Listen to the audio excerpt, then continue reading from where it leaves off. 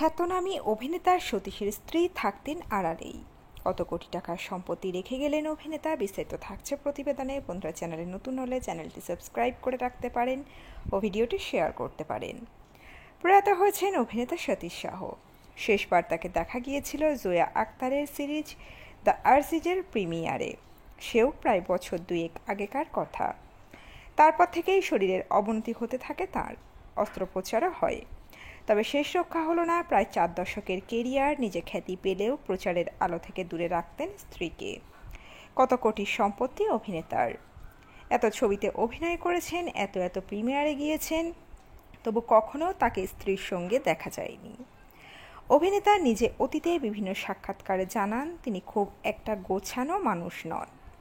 কোনো জিনিস নিয়ে খুব বেশি প্ল্যানিংও করতে পারেন না তিনি। তার স্ত্রী মধুষা পেশায় পোশাক শিল্পী। তিনি তার পেশায় ব্যস্ত ছিলেন।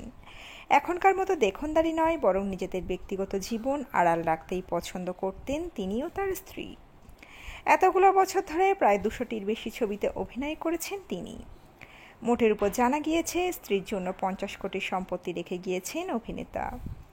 কৌতুক অভিনেতা হিসাবে সতীশ জনপ্রিয়তা পেয়েছিলেন 80-র দশকে। 1984 সালে ছোট পর্দায় ইয়ে জো হ্যায় জিন্দেগি নামে এক হিন্দি ধারাবাহিকে অভিনয় করতেন তিনি। এই ধারাবাহিকের 55টি পর্বে 55টি আলাদা চরিত্রে অভিনয় করতে দেখা গিয়েছিল সতীশ সাহকে। তারপর কেরিয়ারে আর পিছন ফিরে তাকাতে হয়নি তাকে। একের পর এক ধারাবাহিকের পাশাপাশি হিন্দি ছবিতে অভিনয়েরও প্রস্তাব পান সতীশ। তবে পারিশ্রমিক নিয়ে প্রথম দিকে বৈষম্যের শিকার হতে হয়েছিল তাকে। এক সাক্ষাৎকারে সেই অভিজ্ঞতার কথাই জানিয়েছিলেন অভিনেতা। তিনি জানিয়েছিলেন, জানে ফি দো ইয়ারো ছবিতে অভিনয় করে তিনি একবারে পারিশ্রমিক পাননি। একাধিক কিস্তিতে সেই অর্থ দেওয়া হয়েছিল তাকে। দীর্ঘদিনের ব্যবধানে 50 অথবা 100 টাকার চেক তাকে লিখে দিতেন ছবি নির্মাতারা।